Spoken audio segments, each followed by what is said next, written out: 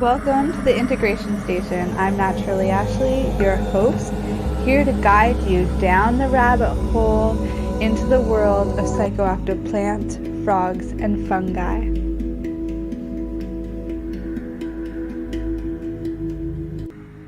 Good morning and welcome to the Integration Station. I'm Naturally Ashley, your host, here with Henry Winslow today.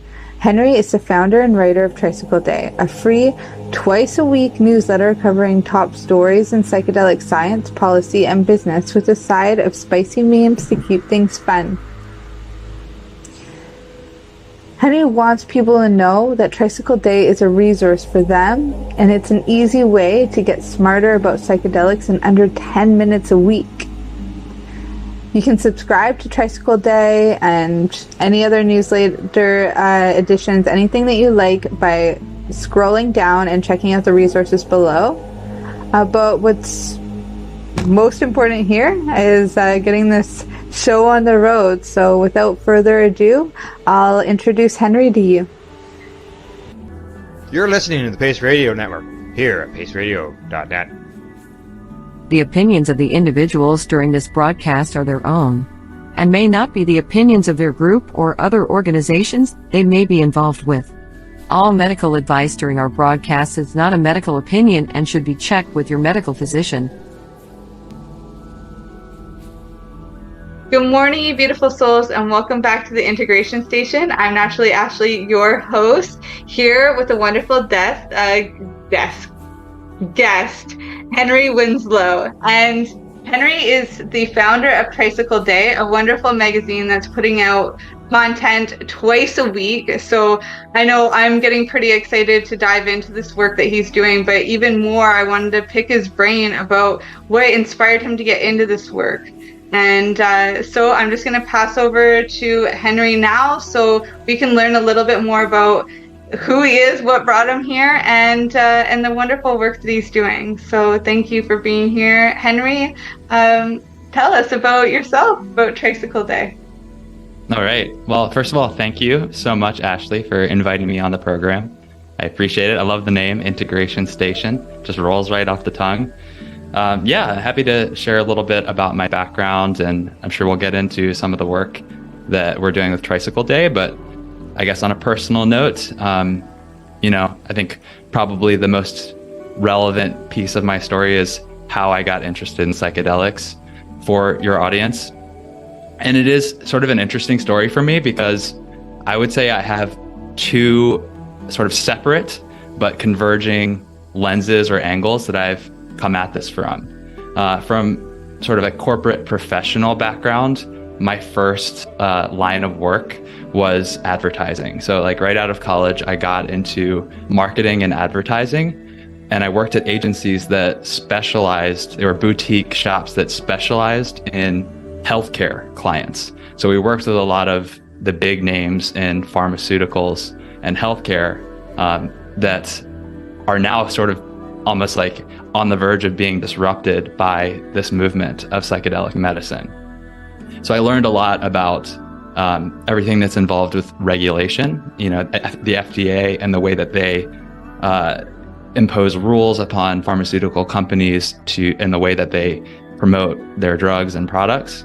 But I also sort of learned a lot about the science, right? The way that clinical trials are conducted, the sort of claims that companies can make based on the results of those trials. And that scientific literacy, that medical scientific literacy, has really become very important to me in the work that I'm doing now. So that's on the one side. And then on the other, completely like almost the other end of the spectrum from the business scientific angle, I, from a personal standpoint, became very interested in yoga right around the same time that I, entered the working world. And, a lot of people are interested in yoga, and I'm not trying to I want to be humble about this, but I became very, very involved in the space. And I was a full-time yoga teacher for several years. I took it very seriously and became very intense with my practice. I went on to even compete in yoga asana, the actual physical postures, as a sport, and I became an international champion in yoga asana sport. But of course, yoga, anyone who's practiced before knows that it's not just about the physical element. There's a lot of spiritual development and mental work that goes with it.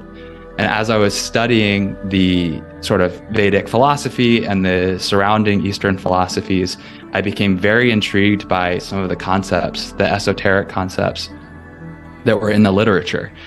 Things like samadhi in the yoga tradition or nirvana in the Buddhist tradition. Basically, these ideas from different traditions that talk about absorption, the non-dual state, becoming immersed and indistinguishable from a greater unified consciousness. And this idea, I grappled with intellectually from studying the texts, but it was not until I had an experience, a ceremonial experience with an entheogenic medicine, that I got to feel that, experience that directly. And that was really my main draw into trying psychedelics for the first time. I never was, using these substances as recreational drugs, really. It wasn't, I know that, not that there's anything wrong with that, but I was not the sort of person who was, just willy-nilly taking mushrooms or LSD or MDMA in a party scene. It was always a tool for self-reflection, kind of associated with my spiritual journey, my spiritual path. So, my first psychedelic experience was a quite mild dose of mushrooms. I kind of thought, okay, this is interesting. I do feel a little bit more grounded and present. I did it along with a physical yoga practice, and I was like, okay, this is pretty cool, but it wasn't super profound. My second ever psychedelic experience was a full-blown ritualistic ceremonial dose of 5-MeO-DMT from the Bufo alvarius Sonoran desert toad. So it came with all of the sort of rites and rituals surrounding the experience, right, which I think definitely colored the gravity of it for me. So that's another topic we could certainly talk about, like ceremony and ritual surrounding the experience setting. But that first Bufo ceremony for me completely blew the doors open. It's one of those things that I rank right up there with the birth of my 6-month-old son, and as far as most emotionally concentrated moments of my life, and it completely changed the way that I look at the world. So, those are my two angles, my two entry points into psychedelics: the science on the one side, the sort of medical angle, and then personal development and spiritual practice on the other. Wow. And congratulations on becoming a new dad. That is thank you. Such a trip in itself. Oh yeah, big time. Big time. Lots of integration work on that one. Yeah, it's a lifelong integration. Yes, absolutely. But as are with these medicines too, I think once you start, it is a continuous, ongoing process.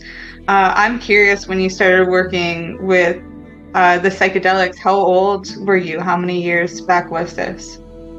Oh,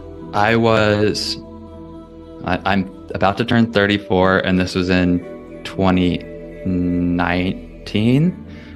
So not too long ago. That's like 4 years ago. I think I wasn't quite 30 yet, so I was probably like 29. And then working with or doing yoga, which is an integration tool, but also a wonderful preparation tool for any listener out there that's exploring this practice or even doing it. If you can work with yoga, it really does help with the experience later on, especially when you're working with mantra, like using chants and breath work and all that, because it helps with these asanas. And I'm curious how that helped you with your own psychedelic experiences working with Bufo, but also mushrooms, LSD, MDMA. Yeah, I think your point about preparation is totally key and very relevant for me. I had been deep into my yoga practice for already, like 9 years at the point that I had my first psychedelic experience. And I think that was a major factor in my ability to not only integrate, but actually like go through the experience itself in a way that didn't totally destabilize me.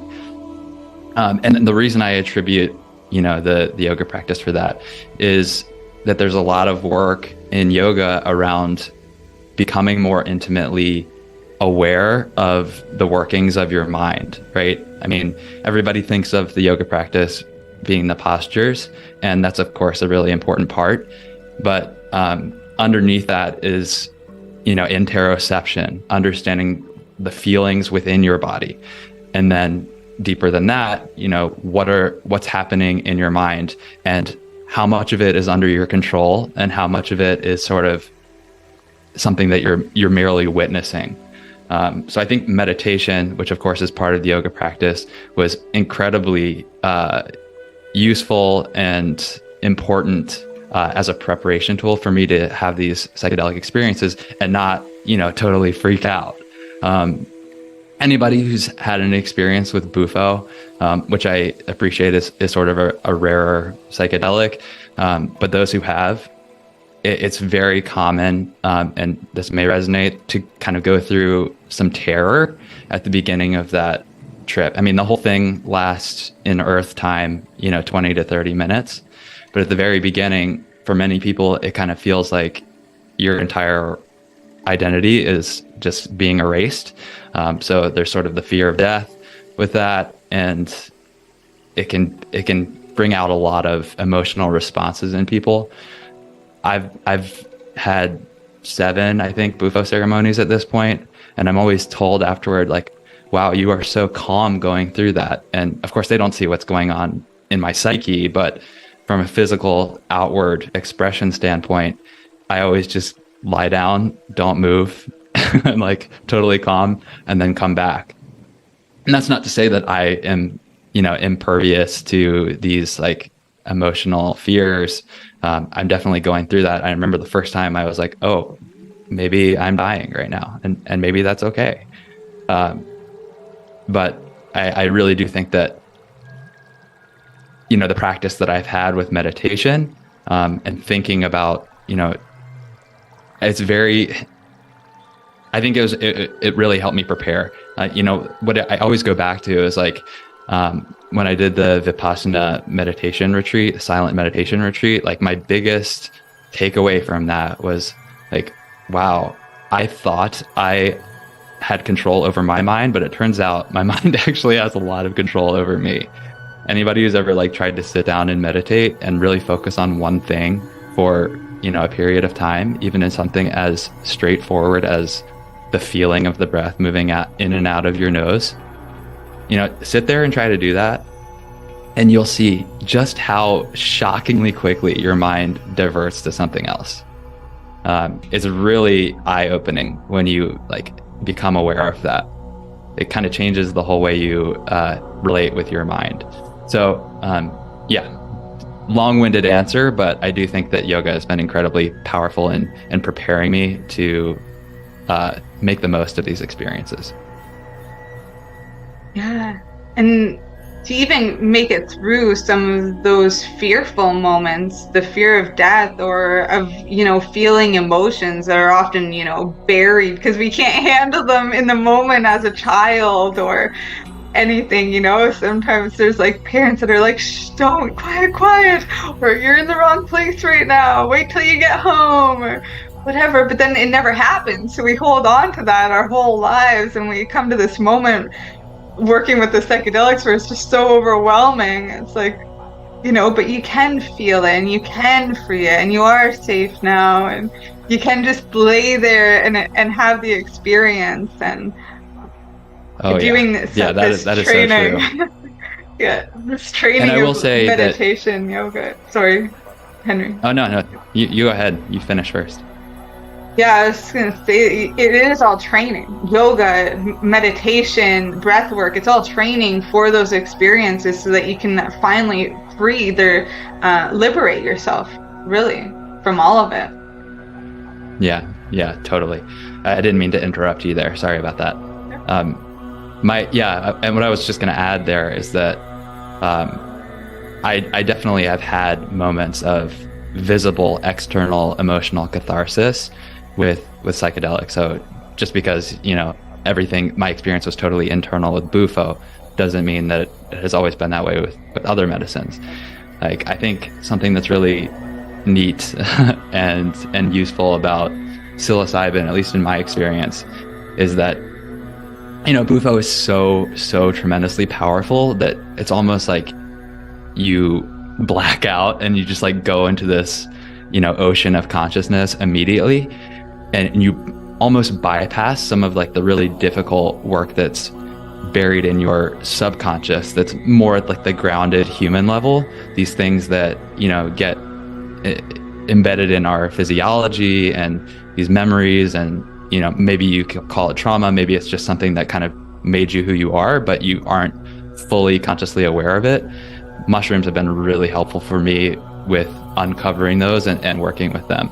And I remember, you know, my first time with a quote unquote heroic dose of mushrooms, I had a moment where, you know, I started to feel a very physiological, almost like it felt at the time, very physical pain right in the, like where my heart is, like right in the center of my chest. And it felt like totally unemotional. It just felt like, you know, my body hurting.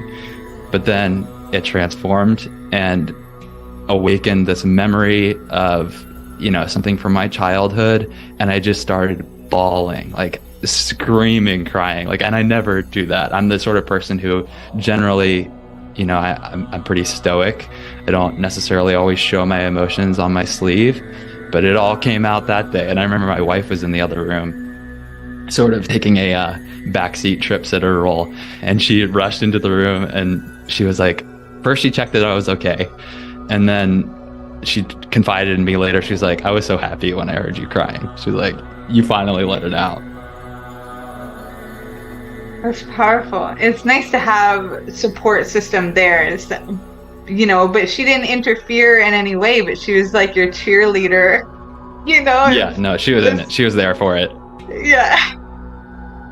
But without, you know, helping you escape from it, or without, interfering with the actual feelings, because you have to be really careful, I think, with the trip sitter to know that it's not somebody that's going to try to rescue you from any of it, from feeling anything, to, you know, soften it or whatever. You really have to feel it. It's part of it. And I'm really grateful that this got brought into the conversation, because there's so much to be conscious of in the preparation phase. And I think this was, even though it wasn't the main way that we wanted to share or have this conversation today, I'm so honored that it came up, and at this time too. Well, you can put the conversation back on its tracks at any point, but I'm happy to take it off the rails in any way that feels natural and organic to you. Yeah, absolutely. Let's keep it off the rails for a couple more minutes, and then we'll share our sponsors here. But when it comes to preparation, is there anything else that you would do or recommend to anybody who would just be starting out?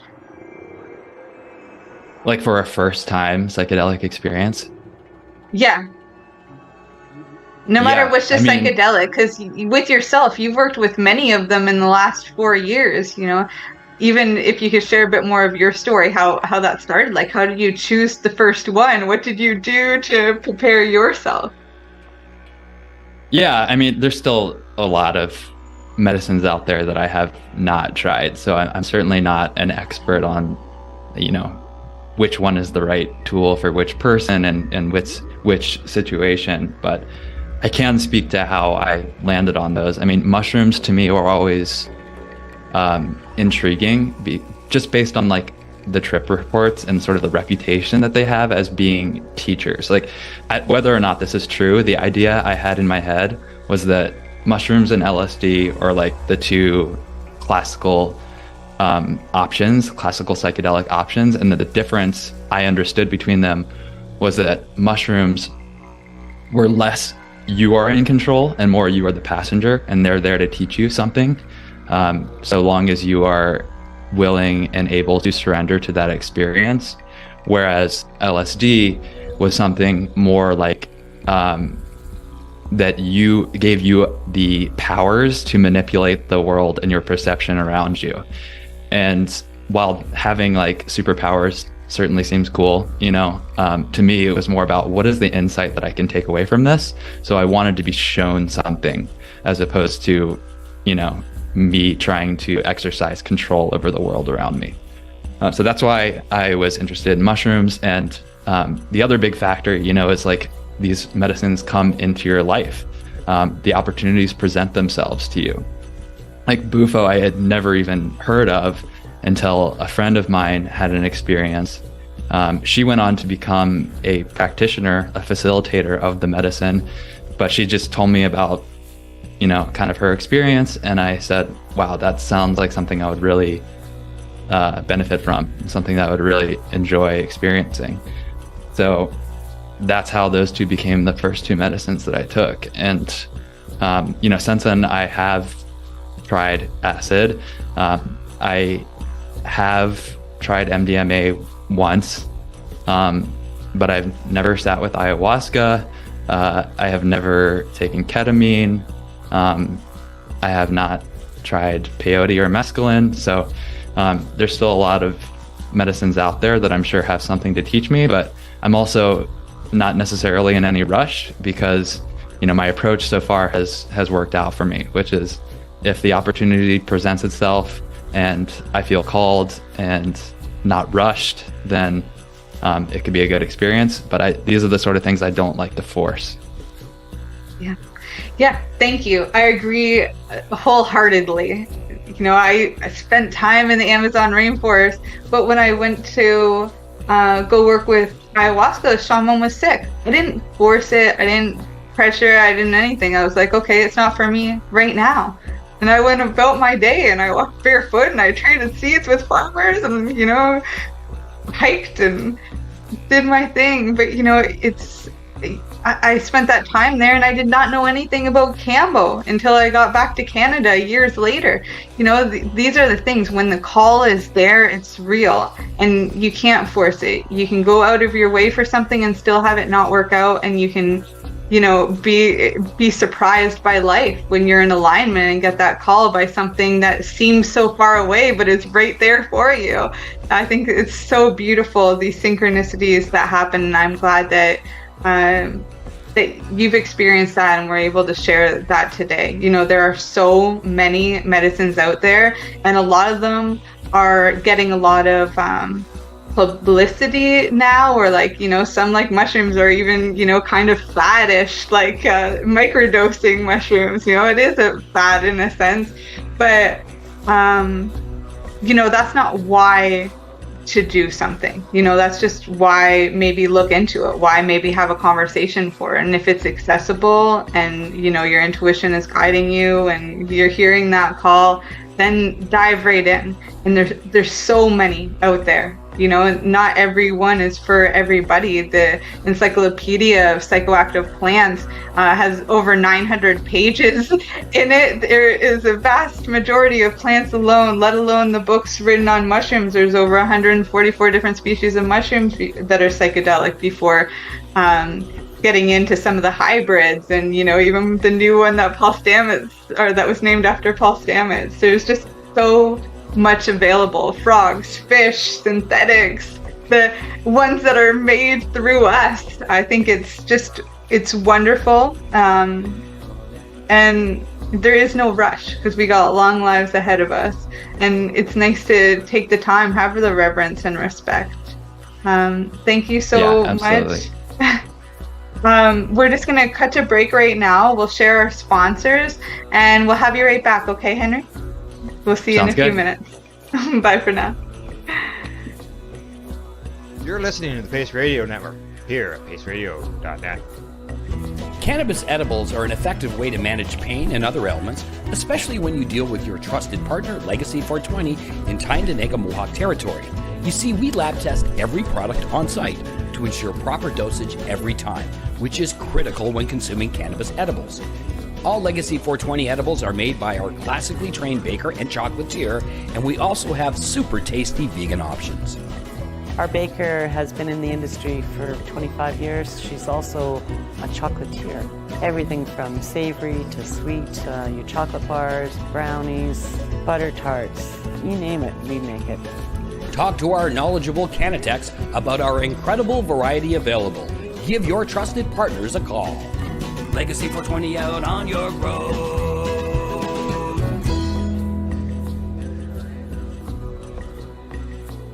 In February of 2022, the Victoria Cannabis Buyers Club and Ted Smith were fined $6.5 million. This for helping 8,500 patients with access to medical cannabis. In our interview with Ted, he spoke to us about how people can donate to help in an upcoming court challenge.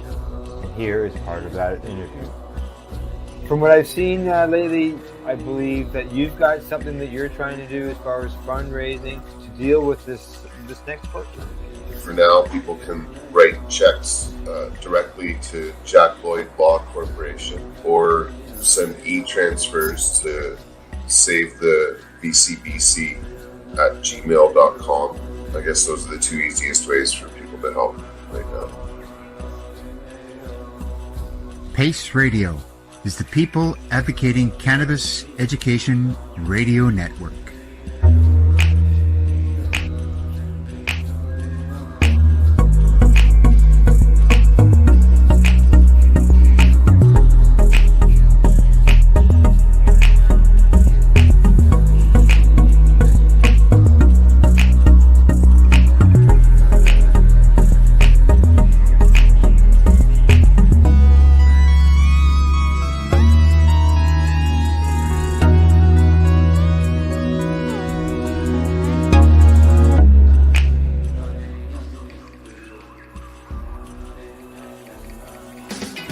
Enjoy the buzz of legalization with Campbellford Lifestyle Shop. From lights to plant nutrients, books, consumption accessories, and more, we've got all your basics to grow or consume cannabis. Visit our info center or take a look at our piercing services and body jewelry, now available in-store through Campbellford Lifestyle Shop, 17 Bridge Street West, Campbellford.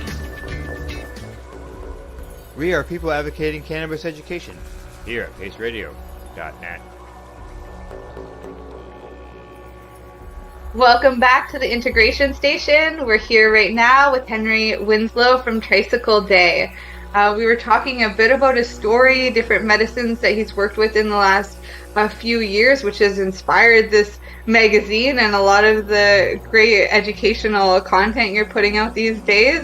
I'd like to hear more personally about how, these changes in your life have really deepen your connection with work in general. We all have different jobs and work to do, and you've made quite a transition in that area. But most importantly, your connection with yourself and with this planet. Can you share a bit more about that with us? What's transpired? Yeah, wow. Okay. Yeah, big question. Yeah. And once again, thank you for having me on. For those who are just joining, we've had a good conversation so far. Excited to keep going deeper with it. How my medicine experiences have influenced my life, essentially, is the root of the question. So in a lot of ways, I think the biggest one is, I want to resist the urge to rank them, but one that immediately comes to mind is the preciousness of life. Understanding, getting a little bit closer to recognizing the imminence of mortality, right? Our time on this planet as in this form, in the flesh, is limited. And that can be scary to kind of remember death and to practice remembering death. And it's something that in this part of the world, in this culture, at least, we tend to shy away from. But for me, psychedelics have really put that in the forefront. I didn't speak about this in our first segment, but in the same period of my life, which, as you mentioned, has only been the past few years since I really got involved in using psychedelic medicine.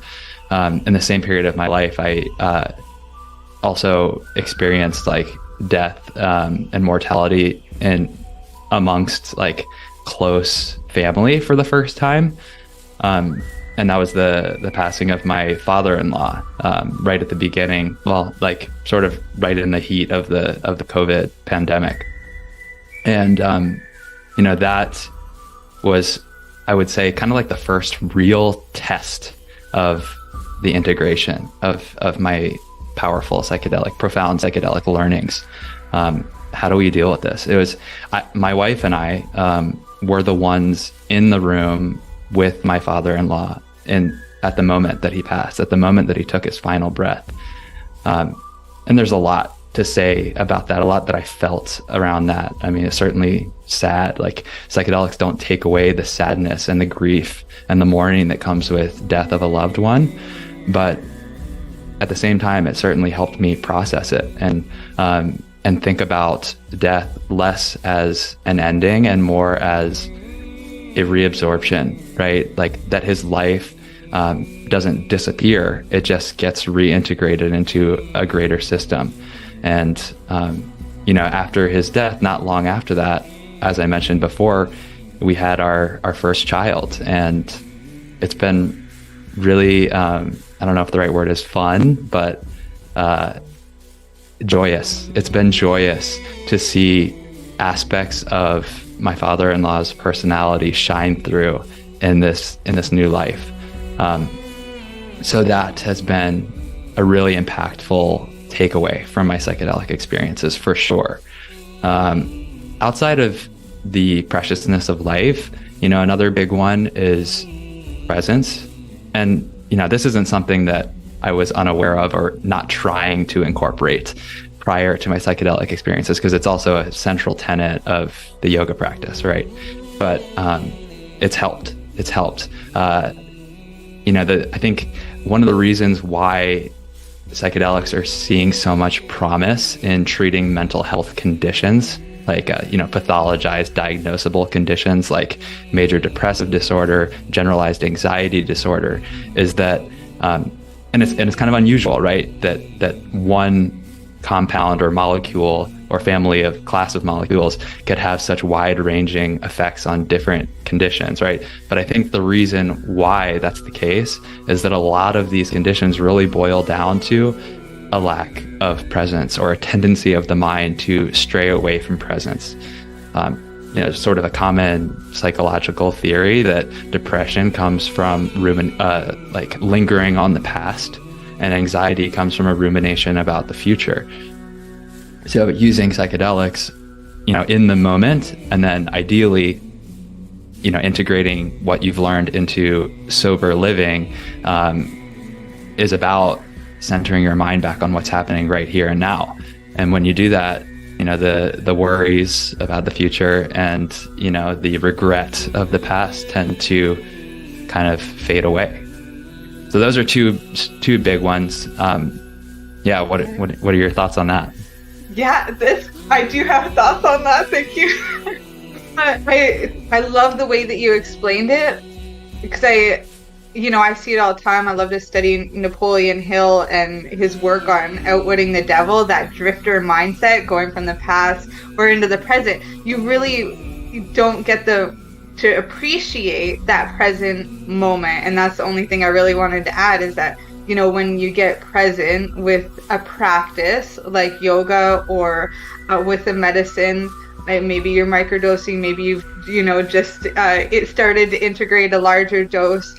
There is this more presence where you actually get to enjoy and find joy in that present moment, which is a gift that we forget when that drifter mindset comes in. And the way that Napoleon Hill explained the drifter was the negative side of every atom, and then heaven being that positivity on the other side of each atom, and that we're always split in two. But much like the yin yang, there's always that light in the darkness, and there's always that darkness in the light. If we could just ride that wave in the middle, through the ups and downs, life would be peachy.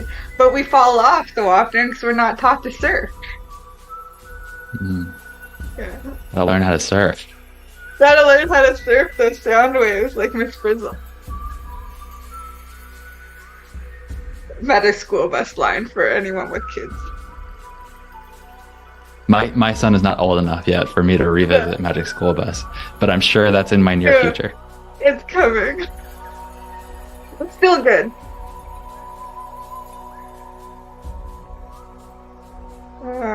Okay, so what kind of work are you doing now? You know, publishing twice a week, there must be lots of different articles and research and everything, and you're right at the heart of it, trying to gather up whatever you can, I'm sure. So what are some really popular topics and things coming up? What do you find of most interest right now in this space? Sure. So maybe I should back up a little bit and talk about like the origin of the whole idea of Tricycle Day, because I think that will provide some context for how I even think about this and the work that I'm doing. So for me, you know, obviously I've had personal experiences, transformative experiences around psychedelics, so it carries emotional weight for me. I feel like it's a very important topic. But I also noticed that it's not just me, and we seem to be at sort of an inflection point where psychedelics are becoming mainstream again. You know, people talk about the psychedelic renaissance. Obviously, that's a reference back to, you know, the 1950s, 60s, where, you know, the Western world kind of first really discovered psychedelics and the profound effects that they could have, not only for treating conditions, but for personal development and growth and happiness, right? But they went away into a black box due to stigma and, you know, Nixon. Really poor decisions by certain people who were influential at the space at the time. But now, you know, that period has sort of passed and they're on the come up again, right? So I saw that there was an opportunity to make sense of all of the movement that's happening. There's a ton of news flow in psychedelics at the moment. And my publication focuses on policy, meaning governmental updates, legislation, that sort of thing, science, so the actual, you know, research and our understanding of the mechanisms of action, why they work, how they work, and finally the business, sort of the industry that's emerging as a result of the promise of these compounds. And, you know, I don't claim to be the only one. I'm not naive enough to think that I'm the only one covering these issues and recognizing that there's a lot of information here that people need to know or want to know.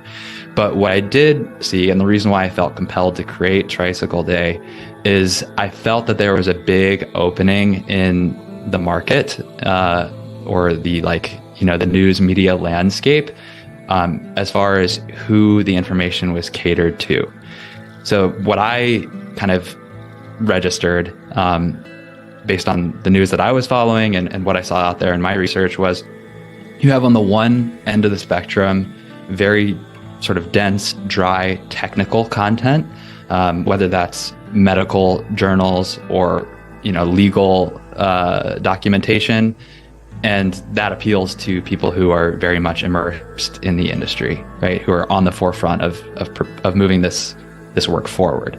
Then on the total other end of the spectrum, you have kind of the more neo-spiritual approach, which, you know, is, I'm here for it, you know, for sure, but not everyone is. It can be kind of polarizing, and there is a tendency for, you know, certain people who haven't had an experience maybe to dismiss that as being non-realistic or ungrounded from reality, right? And so to me, I like to look at this bell curve of people who, for which this information could be relevant and interesting, and it's like the big center of the bell curve was underserved. So I wanted to create a publication that covered the news and psychedelic policy, science, and business in a way that was delivered in easy to understand, plain English, and even beyond that, injecting humor into it, making it feel light and fun and unintimidating, basically making it accessible for the general population. And I found that, you know, since I launched not too long ago, only less than 3 months ago, the traction that I've had is definitely encouraging. There are a lot of people who feel spoken to, I think, with the way that I'm creating my content, and I'm really happy about sharing this information with them and helping to destigmatize psychedelics. I feel like I'm playing my small part in moving the entire movement forward. Yeah, and it's so needed today. People like yourself to just start taking action, feel the vibe, and ride it. Yeah. That's really what it's all about, but you have to be willing to take that action. And I'm sure that it wasn't all easy to just get started. You had to be consistent. You had to stay inspired. It's not just about getting inspired, it's about staying inspired. And I have a lot to say about that, actually. Yeah, please. What do you think could be helpful for anybody? Yeah, okay.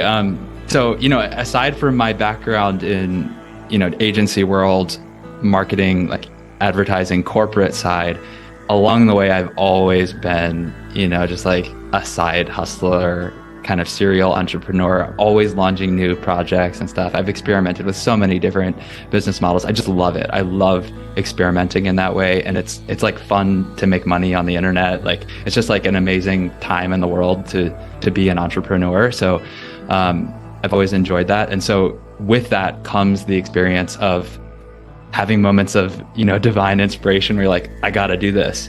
But I think what you're sort of alluding to, and I can totally attest is true, is inspiration doesn't always last. And you cannot rely on, those like sparks of what feels like, outside motivation coming in.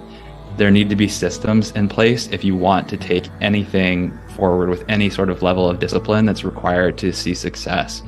And for me, like, that ultimately comes down to creating routines and systems. So, I'm happy to share kind of like my process for writing the newsletter if you feel like that would be, interesting to hear about, or I can, take it in any other direction from there. No, that would be great. Yeah, please. Yeah. So for me, like, when I write Tricycle Day, I'm not really doing a ton of original reporting, right? It's primarily a aggregation and curation newsletter, because for me, like, the purpose of it is distilling down the most important news in psychedelic science, policy, and business for my readers. They don't need to know about every single thing that's happening. Part of like the service that I'm providing is finding signal through the noise, right? So that means for me as the creator, I need to get all of the noise and choose what is most important. I need to prioritize. So I have a bunch of systems in place for that. So first is like, I set up Google alerts for a bunch of different keywords that I think could trigger the news and pull it straight into my inbox. Things like psychedelics, psilocybin, all the standard keywords. Then on top of that, I am following all sorts of other influential leaders in the space on various social networks, Instagram, Twitter. Twitter is really big. There's a lot of like high level, not high level, more like granular, like detail oriented conversation happening there. And then I'm a member of several different organizations that have groups on Telegram, WhatsApp, Signal, where a lot of conversation is happening. So that's where I get like, scoops on the news, right? And then from there, I organize everything in a Trello board. I have just like a running set of columns where I like pull in all this different news. And then, as you mentioned, I do 2 sends a week. One of those is a roundup of the news that happens every Wednesday. And the other one is more my like original reporting, which I can get to in a minute, but focusing on the Wednesday roundup. So I kind of like, my process is I'm collecting news all the time. And then on Monday and Tuesday, I write the newsletter for Wednesday. So I go through everything. I look for themes. Sometimes there's news that I can kind of group together under one story to do a little bit of analysis around it. And sometimes it's just a matter of saying, okay, this is cool and it's interesting to me, but it doesn't earn a spot in the newsletter. The newsletter gets 5 stories. So from there, let's say once I've identified the 5 stories I want to cover in the newsletter, I think about, for each one, I kind of think about the writing process is what happened, just in like the most simple, essential terms possible. Then why did it happen? And then finally, why does it matter? Like the so what aspect. And I try to keep each story relatively quick. So I write it out. And then from there, I make sure that I inject the sort of personality and flavor and tone that I think has become sort of important and characteristic is the word I'm looking for, characteristic of Tricycle Day. So that's, I kind of bring in references to memes and like a zeitgeist kind of humor at the time. And I write it out. And from there, it's just a matter of proofreading it and getting it ready to send. In addition to that, every newsletter also has a roundup of links to other publications. So I like to include stories, also embedded directly into the stories. I link out to my sources, but separate from that, I have a section called Trip Reports, which links to interesting hot takes from around the web from respected publications that have much bigger names than myself, like New York Times, Vice, Washington Post, sometimes other psychedelic publications like Psychedelic Spotlight, Double Blind, etc. And then the final bit of it is something called Cyclist Picks, and that's where I highlight 3 kind of either opportunities. It could be an event, could be a product, could be some piece of art, and I highlight those just because I know that it's exciting for our readers to see opportunities like that and dig in. And to kind of wrap it all up, the whole process, the way that I think about it and make sure that I'm still anchored to what I'm trying to do and feel like I'm on track is there are 2 real important things that need to happen with every newsletter. One is people need to be up to date on the news, and 2 is they need to be entered. And I hold them at equal importance. There are other ways people can get the news if that's their priority, but I want to make sure that it is fun, funny, and exciting to read my newsletter every week. Yeah. I love that. I love that you bring references of memes because I feel like I have the same kind of systems in place for my Instagram account. I'm just collecting and then I put them in place with a story or in a way where it's trying to say something bigger, kind of bring it all together. And I love that. I was writing it down as you were saying it. It's like if it was a 3-step system, it would be the spark, the systems, and then the service. The 3 S's of Tricycle Day. Yeah, I love that. Love the way you put that into a framework there. So what would be the biggest news that you're gathering or your top stories that you've gathered in, the last couple weeks? Biggest stories. Well, maybe I should, pick one from every category, because that's the other thing that I try to do, is make sure that, each of those 3 pillars, science, policy, and business, are covered in every one. So yeah, I can try to pick one and talk a little bit about it. Yeah. On the science side, I would say the biggest development that's happened since I started writing the newsletter was the discovery by the scientists at, I believe it was the UC Davis. They have a recently spun up a section of their neuroscience department that's focused on psychedelics, which is super cool and kind of a pattern we're seeing across the nation at different universities and institutions. But they came out with some research that explained why, began to put together a theory on why psychedelics are so potent in these mental health conditions relative to the traditional standards of care in psychiatric medicine. And what they found was, so it's the classical psychedelics, DMT, psilocybin, LSD, they act on a receptor in neurons, in brain cells, called the 5-HT2A receptor. And that part was already known, right? And it's the same receptor that SSRIs, which are used for depression medication right now, the same receptors that those medications act on, that they bind to, and the same receptors, obviously, that serotonin, the actual, hormone, and transmitter, cell transmitter, binds to. But the big news, the big discovery of their work was that psychedelics have the unique ability to pass through the cell membrane and enter the interior of the cell, where, lo and behold, there are additional 5-HT2A receptors there. And serotonin and the SSRIs are not lipophilic, they're not fat soluble enough to be able to cross through the cell membrane and reach those interior receptors. So they can only act on the ones that are embedded in the cell membrane. And turns out that the cascade of effects that comes from connecting to the receptors on the inside of the cell is very different from the cascade of effects that happens on the exterior of the cell. So that was really cool. Obviously, it has a lot of implications for the development of novel compounds. If you can create a new binder of this receptor that has the ability to cross the cell membrane, then you can control that effect with more precision. So I thought that was a really cool science story. I love that one. You have any thoughts on that? Yeah, what a fractal effect. It's so cool, but it's really the same with everything, right? You go inside to change what's on the outside or what you're experiencing on the outside. So when you are working with the psychedelics and you get into the cell, which the hormone isn't doing, which the SSRIs aren't doing, then that's what really creates the sustainable change in the end.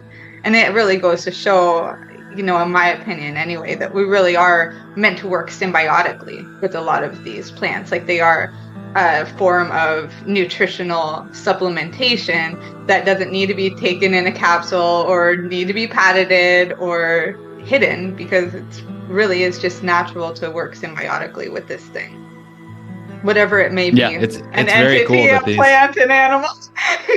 Yeah, it's super cool that these molecules just exist naturally in nature. Yeah. Very cool. Yeah, and that whole fractal effect too of, the inward to, change the outward. It all starts from what's inside. Totally. And it always goes deeper than symbolic. we think. Yeah. Yeah, totally. So that's probably my favorite story in the science side from recent news. And then I guess moving on to policy. I'm just gonna go with this one because it's top of mind because it was very recent. A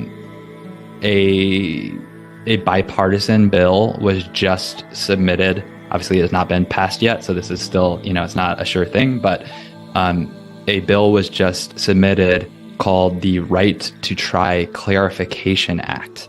And it's a pretty big deal because right now, basically, the situation is there's already, let's define what right to try is.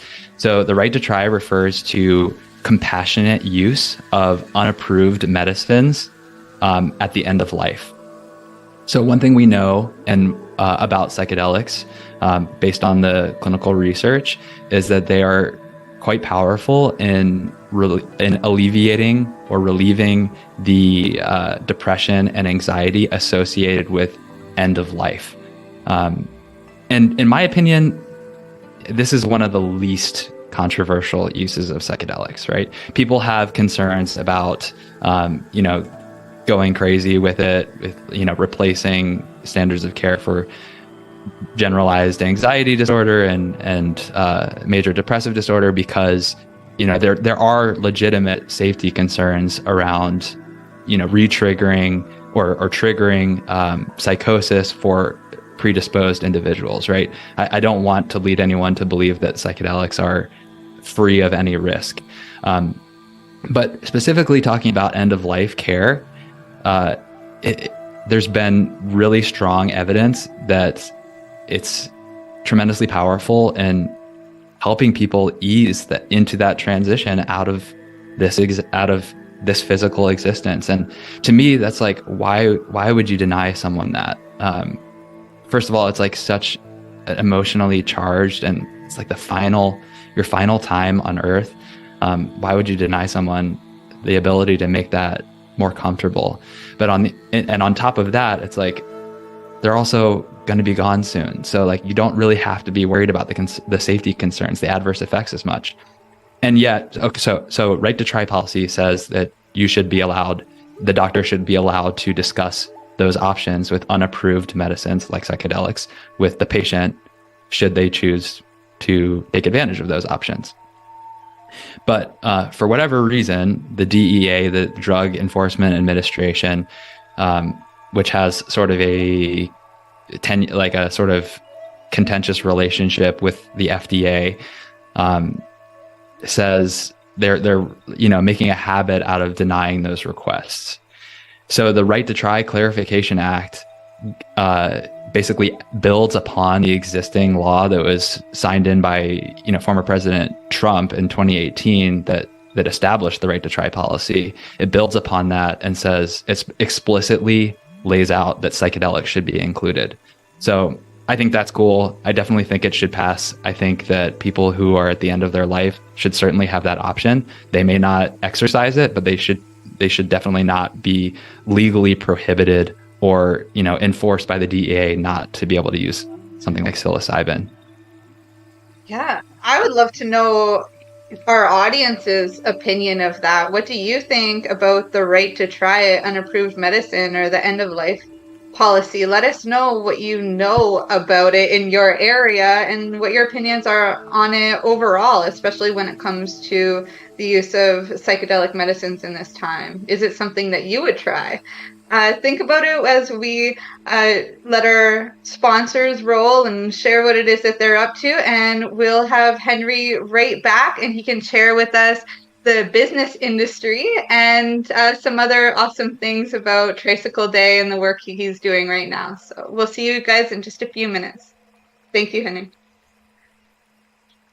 You're listening to the Pace Radio Network here at paceradio.net. When you think of the number of unique products developed in the fields, kitchens, and labs at Legacy 420, it's hard to think that one stands out above the rest. But tell that to the thousands of people who have tried this amazing breakthrough product. This is our Sacred Salve. This is actually our extra strength. It comes in 5 different strengths. It's all natural, all organic. It typically works within 10 to 15 minutes of putting it on. It's good for arthritis, it's good for inflammation, any kind of pain. We're very proud of it. Sacred Salve, so easy to apply, along with soothing relief.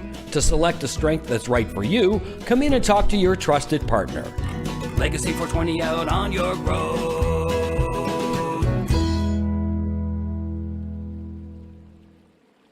Did you know that the Pace Radio Network isn't just a radio network? That's right, because most, but not all of our programming is now done via video and is then podcasted at paceradio.net. So if you want to watch our programming, you'll find us on the Pace Radio Network's Facebook page, plus the show's own page, and you'll find us live on the network's YouTube channel. And don't forget, you can find it all, video and audio, at paceradio.net. Pace Radio Network, by patients, for patients, and for those who want to know. Enjoy the buzz of legalization with Campbellford Lifestyle Shop. From lights to plant nutrients, books, consumption accessories, and more, we've got all your basics to grow or consume cannabis. Visit our info center or take a look at our piercing services and body jewelry, now available in-store through Campbellford Lifestyle Shop, 17 Bridge Street West, Campbellford.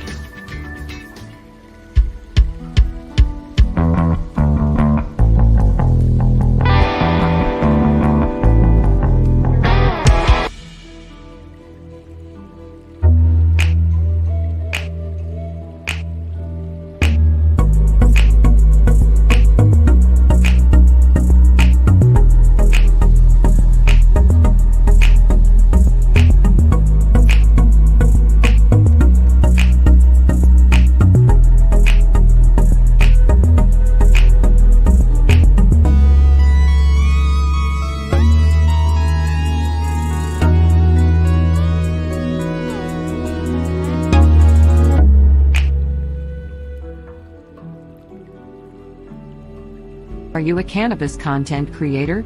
Are you looking for a place to have your content seen? If you answer yes to both questions, then you need to check out cbgtv.com. Let's share PACE everywhere. That way it can help create peace. People everywhere advocating cannabis education. You're listening to the Pace Radio Network, here at paceradio.net.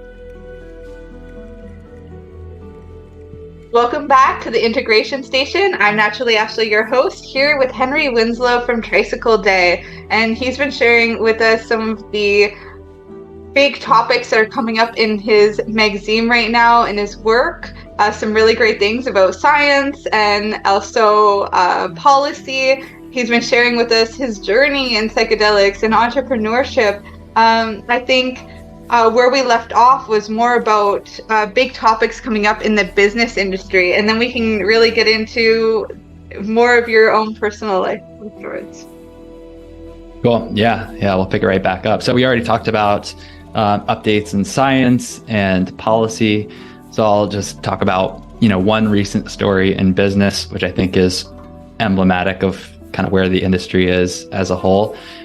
So psychedelics had a big come up as in the markets, meaning like the evaluations of the various biotech companies that are entering the space. And recently there's been a sort of mass kind of dramatic correction. So, stock prices have come down, which is not necessarily, a knock on psychedelics. There's also been macroeconomic conditions, in the US. Obviously, inflation has gone uncontrolled, and rising interest rates have affected the markets across all industries. But I think there's the general consensus in the psychedelic community is that many of these businesses were overvalued based on hype or unrealistic expectations about how quickly some of these radical innovations and treatments would be realized. So one particularly shocking, I guess, collapse was the collapse of Field Trip Health and Wellness. They are a company that's based in Canada, but they have locations for their, what I would say are quite bougie, very ritzy ketamine clinics throughout Canada as well as the United States. And they raised at pretty frothy valuations between private rounds of funding and their IPO on the Canadian exchange. They raised nearly $100 million. And then just recently, in the past week or two, it's really kind of all come crashing down. It started with them announcing in their earnings report, like their quarterly business report, that they had brought in like a restructuring consultant to kind of figure out what they were going to do about the fact that they were not profitable. And being that they're a public company, they had to kind of share their numbers. And if I'm remembering correctly, in the current year so far, they have operated at a net negative to the tune of $30 million. And the previous year, they lost $55 million. So it wasn't looking super hot. And that third-party consultant that they brought in recommended that they close several of their locations. So that was the first kind of shoe to drop. And then after that, like not a week later, they announced that they were insolvent, meaning they like don't have the money to continue at the current rate of operations. And their CEO, Ronan Levy, stepped down for an interim CEO to step in and oversee the restructuring. So, that was like a heavy blow for them and their investors.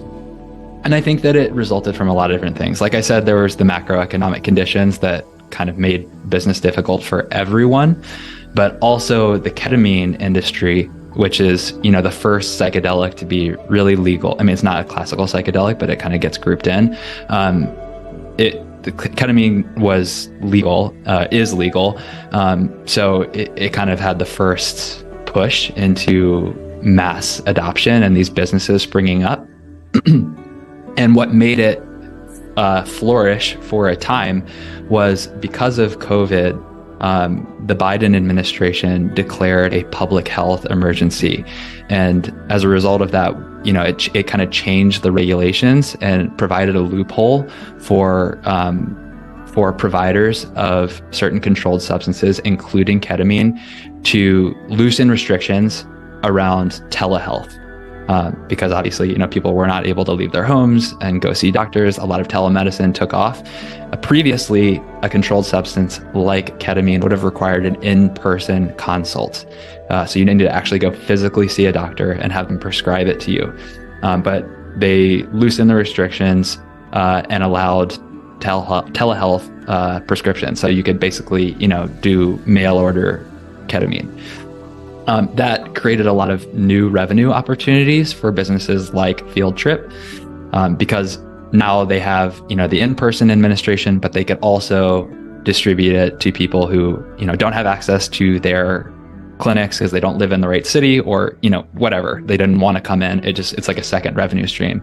So recently, in the past couple weeks, or the past month or so, the DEA kind of weighed in on, now that the public health emergency declaration is over, what that means for this loophole, this like ease up of the restrictions. And, it's not totally going away, but it definitely makes things more difficult for those businesses. So that, combined with the general economic environment, made it really difficult. Plus they might have just, maybe their business model wasn't super sound to begin with. And so Field Trip is basically, right now, they have in Canada, there's like an alternative to filing for Chapter 11. It's some sort of creditor protection that basically gives them, a limited amount of time to either raise more bridge financing to get them through this hump, or basically sell the business, find a new buyer to take it over and right the ship. So that was a pretty dramatic one. Been an interesting story to follow on the business side. Yeah, thank you. I'm curious, when it comes to your own business, and I know you have some expertise in entrepreneurship. What do you see coming? We just had like such a big extreme change, like something that's never happened in human history. With your experience before and after COVID, different businesses, with what you read about and learn about, what would you say to anybody who's starting a psychedelic business now? I mean, I'm still so new in the psychedelic business game that I don't know if I can really give very informed advice around that specifically, but generally around starting a business. I mean, to me, it's like, and I don't even know if this is really because of COVID or just it would have happened anyway. It feels like, the internet is just creating more and more opportunity to start something from nothing. There's like really never, and with AI happening now, man, like just like the access to being able to create businesses without funding, to like bootstrap yourself, it has never been greater. And on the one hand, that's very empowering, right? It's like, you have an idea, you have a purpose, you got a mission, you can go do it. Like there's a way to make it happen. On the other side, it also means competition is extremely fierce. Whereas once you might have only had to compete with people in your immediate vicinity, now it's like the whole world is opening up. The countries that have been sort of locked out of international commerce at the level of the creator economy are now very much in the game. Super smart people in India getting in the mix. So it's challenging in that sense. But my opinion is if you have the desire and you've got the will, go do it, because the opportunity is there. Yeah, that taking action part. Getting inspired. I mean, that is really what sets apart an entrepreneur from anyone else, is you have to be willing to bet on yourself and actually do the thing. If you have a job working for someone else, for a lot of people, that's ideal, because you can show up and do your work and you're going to get paid no matter what. As an entrepreneur, you only get paid if people value what you're doing. So you can end up putting in a ton of work and your own money as well, and have none of it come back to you if it doesn't land with a target market, a target customer. It really needs to be something that people are willing to pay for, right? Or someone needs to pay for it. And in my case, you know, Tricycle Day is interesting. It's a media company. It's totally free for our readers. They don't pay, but you know, my business model is that, you know, sponsors pay to be able to use to leverage my distribution to share their brands, their businesses with our readers. So there's got to be someone who's willing to pay in order for you to kind of make it as an entrepreneur. Yeah. I find too that once you do make that initial investment, which could be time or it could be money or it could be a skill set, whatever it is, it's like the value, because you put stock into yourself, goes up just because of that. You know, it starts from the inside. You know, it's with that decision and taking outward action, but you know, that action is followed by, you know, having that spark on the inside too and keeping it lit. Mm-hmm. And part of that is the movement and the action. And and there are a lot of like psychological hurdles that you come up against when you're starting something. And you know, I think this is just kind of funny, so I'll share it. Like when I started Tricycle Day, I wrote the first newsletter before I had any subscribers, because I knew that just like getting over that hump of creating would be really beneficial to me. So like I wrote the first one, went through the exercise of researching it and writing it, and sent it to one subscriber who was myself, because I just wanted to like kickstart, like get out of the inertia and have that momentum to build on. And then as soon as I had sent one, I was like, okay, I'm doing this. And I started like reaching out to my personal network. That's how I got the first few subscribers, was literally texting people and saying, hey, I'm writing this newsletter. I think that you're interested in psychedelics. You want to come check this out? It's going to be free. It's free forever.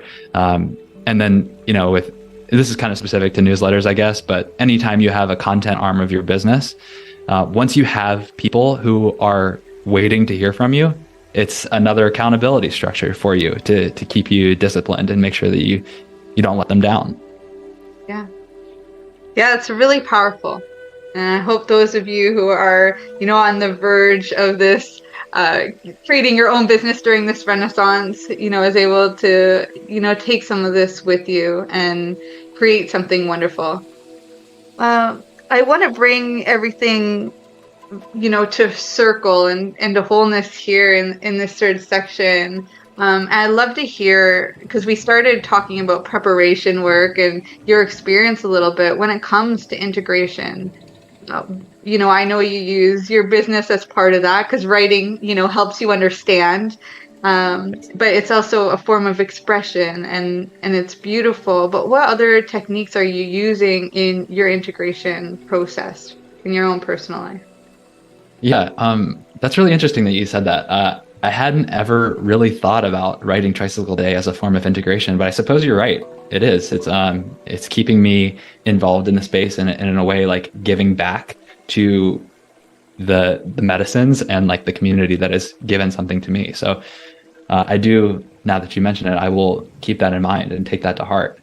I would say, you know, like the primary, I spoke about my yoga practice. I think that has been a tremendously powerful and important part of integration and ongoing integration for me. And the reason I say that is psychedelic experiences, particularly the most profound ones that involve, you know, some form of ego death or experience of connection with something greater, potentially more divine than our everyday experience, do have the, not risk exactly, but like sort of the watch out of taking you out of groundedness. So for me, I think something that's really important is doing something very physical to get back in your body. I know that you are a combo practitioner. Combo is like, I've heard of people doing like back-to-back combo and bufo, which to me sounds super, super intense, but I get it also, because bufo is like you're so dead, like you're not in this body, in this life, and then combo puts you in your physicality so viscerally and like inescapably, because you're essentially like, you know, poisoned and then you purge and you feel amazing afterward, of course. But you don't necessarily need to take a medicine to get into your physicality either. So for me, it's about yoga, and I think yoga is so good and effective on multiple levels because it's a moving meditation. It's a practice of focus and concentration, and you're very much in your body doing the physical practice. So doing that on a regular basis, there was a time where I was practicing more than 7 times a week. Now I'm kind of scaled back to something a little bit more sustainable as a parent, but it's still a very regimented and disciplined part of my life. Yeah. I had to do a similar thing with my yoga practice. When I first got into yoga, it was after psychedelics. If I would have known the powers of it as a preparation tool like you yourself did, I think there would have been huge differences in how the integration part of my journey would have worked out. But when I did find it was in 2014, and it helped me get sober. And in that time, I was doing Kundalini yoga twice a day. So that would have been 14 hours that I was dedicated to this practice. And now I'm a mom, and it's like, if I can get on my mat for 10 minutes a day, I'm like, win! It's like, It's so different, but it's still so important to be practicing that breath work, to be doing some chanting, to be moving the body. And yoga, very much like Canva, making you in your body, it's also, both of them are very much a form of integration and also detoxification, and also just allowing your own body and energy body to just finally release whatever like ions are attached in any way to like a cell or to the physical, parts of yourself. Yeah, and since you mentioned Kundalini, I just want to touch on that because Kundalini yoga is wild. What a crazy and powerful practice that is. I actually kind of like put that in a totally separate category from like more asana-based practice, which to me feels very grounding. Kundalini is also an integration tool, kind of in the same way that something like, Wim Hof breathing or other types of like holotropic breath work can be, because they aren't necessarily so grounding. In fact, they, to me at least, they kind of take you back into that ethereal space. But I think that is also a useful part of integration because it allows you to revisit that medicine space in a more endogenous kind of route. And that can be sustainable to kind of, and helpful in, sometimes like the medicine, like so much happens in such a short amount of time that you don't really get to process it all. And if you get a chance to go back there in little snippets, little like previews with something like Kundalini yoga, it allows you to resurface some of the lessons that you didn't quite get a chance to handle the first time. Yeah, but that's only once you've done the work. You don't hit those spaces until you've committed to the practice. You have to be doing like the physical exertion of the movement, of the chanting, to be able to break through to those other like more easy. Psychedelic realms. Yeah, it does happen, and it's there, but you still have to go through the process. And the teacher I was working with specifically, there would be points where she's like, okay, now this breath is gonna get you high, but don't worry, it's only for the first time, because once you get it, it's not the same like experience. Instead, you can control it more. It's easier to surrender once you've already experienced it, I think. But yeah, Kundalini definitely requires surrender, though. Yeah, just like doing those kriyas for like 10 minutes straight, your shoulders are burning. You're like, is this ever gonna end? And then finally, when you just decide like, whatever, like my arm's gonna fall off, who cares? That's when you like break through. It's amazing. Yeah, it's like that with Canva too, where it's once you surrender. Your mushrooms was a bad trip. I'll use that for an example because more people listening have probably worked with mushrooms than Canva. But there's this part, like in a bad trip, an example from myself was like I was going back and forth on the bed, like thinking, okay, I'm like for sure dying, and I didn't remember that I took the mushrooms. Like, of course, Ashley knows that she took mushrooms, but in that moment of the experience, I didn't know what was happening to me. I just felt like I was completely dying. And then I remembered, oh, I consumed those mushrooms like maybe half an hour ago. This makes total sense. And I just started laughing. So I'm like, I consumed the mushrooms, but really they're the ones consuming me now. And it was that laughter that just finally set me completely free, and I was able to surrender, and the rest of the experience was good. But you know, there is those hellish parts, no matter what medicine you're working with, even if that medicine is a yoga practice and not actually a physical substance, because we do make it in our own endocrine systems naturally. A lot of these things, specifically DMT, which is the most potent psychedelic substance available. Yep, we do. Yeah, and I would even venture to say that it's like more common with the non-medicine path to hit those moments of resistance, because like with medicine, like it wants you to let go, right? And like it's really painful to resist, and the surrender feels like a relief. And with physical practice, like when you hit that resistance, it's like the gravity, like the force that's pulling you is to not keep going and not to surrender. It's just to like kind of like give up. Yeah, and sometimes we do, which it was one of the reasons why it makes it a good integration tool, because if you can build up that willpower through a practice like yoga, that's going to ripple out into all areas of your life. Whereas if you don't surrender and you give into that resistance, then that's going to ripple out. But these practices are so, you know, they go so much beyond a physical fitness, or so far beyond even the spiritual too. It really does bring us back to this present moment reality and truth. Yeah, you get to see where and, we're for really me, at. It's like yoga has been my physical modality of choice. I've recently gotten into rock climbing and bouldering too. Cool. I think that you can have this sort of experience with anything. That's really my perspective at this point in life. You know, if you, maybe it's like CrossFit, maybe it's surfing, you know, I think the ability to tap into presence is available to everyone, no matter what your personal hobbies and interests are. And sometimes it's just a matter of finding that thing that really speaks to you and your soul. What are some other things that have come up that have been speaking to you lately at this part in your journey? In regards to what? Integration in general. You mentioned rock climbing and bouldering. I was just wondering if there's anything else new that's been coming up lately. I mean, the big thing that is new for me is being a dad.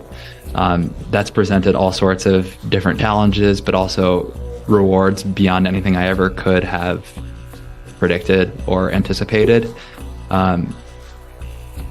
Like becoming a father showed me that I have the ability to love something or someone more than I ever thought was possible, which has been such a gift. You know, like obviously people talk about, you know, becoming a parent being really important, but just like a psychedelic experience, you don't really know until you have a direct experience with it.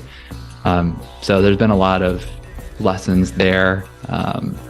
Sacrifice. It's also, you know, kind of changed my understanding of how I can be a support to my wife, my partner, because we have very different experiences of becoming parents, right? You know, as a mother, you are the one who's actually carrying the child. Your body changes. It affects your day-to-day in a different way than becoming a dad does. So, yeah, I don't know if that answers your question, but that's something that's been on my mind a lot. Yeah, I'm sure that's going to resonate with a lot of parents out there. And we have another guest and friend that we like to interview who just became a parent. Also, I'll maybe connect the two of you because I'm sure you'd have a lot to discuss as well. He's more in the breathwork space now, but psychedelics really helped change his life too, and I bet there would be some beautiful magic to come out of the two of you in the parenting space, giving your own personal experiences and just where you're at. So yeah, I'm curious if there's anything else you wanted to share on this show, and then if you could let everybody know how it is that they can support you, get a hold of your magazine, and just contact you in general. Sure. Trying to think if there's any last message. I mean, on the entrepreneurship side, I think you asked me about lessons learned, and I don't know if I really answered that, so I'll try to give a succinct one here.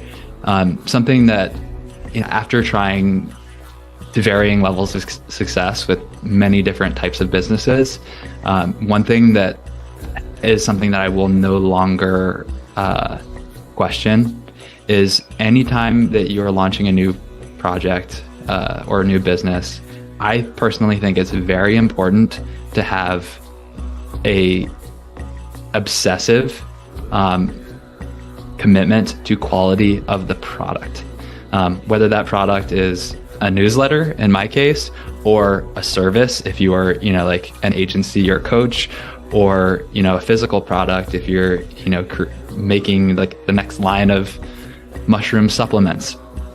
And I say that because it's sometimes tempting as an entrepreneur to kind of see the shiny object of some new opportunity and just leap off to it because the numbers make sense, or it feels like there's a fleeting window of opportunity.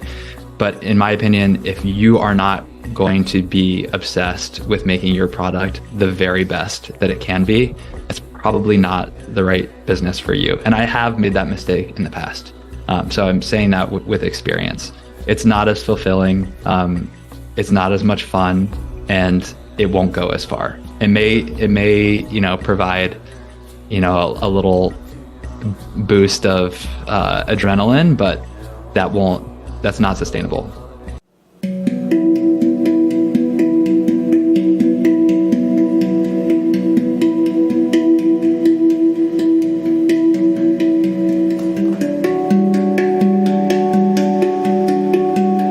You're listening to the Pace Radio Network here at paceradio.net. The opinions of the individuals during this broadcast are their own, and may not be the opinions of their group or other organizations they may be involved with. All medical advice during our broadcast is not a medical opinion and should be checked with your medical physician. When you have a pain that's reached its peak, Legacy for 20, it's so unique. If organic cannabis is what you seek, here's your trusted partners 7 days a week. Suppository salves, vapes and drops, topicals, edibles, infused pop. Just when life seems like it ain't easy, at Legacy 420, enjoy a pop freezy. Lab tested products, make them the GOAT. Legacy 420 out on your road. Legacy 420 in Tyndonega Mohawk territory. Indigenous organic cannabis at its finest. What do you find at paceradio.net? People advocating cannabis education. Enjoy the buzz of legalization with Campbellford Lifestyle Shop. From lights to plant nutrients, books, consumption accessories, and more, we've got all your basics to grow or consume cannabis. Visit our info center or take a look at our piercing services and body jewelry, now available in-store through Campbellford Lifestyle Shop, 17 Bridge Street West, Campbellford. Are you a cannabis content creator? Are you looking for a place to have your content seen? If you answer yes to both questions, then you need to check out cbgtv.com.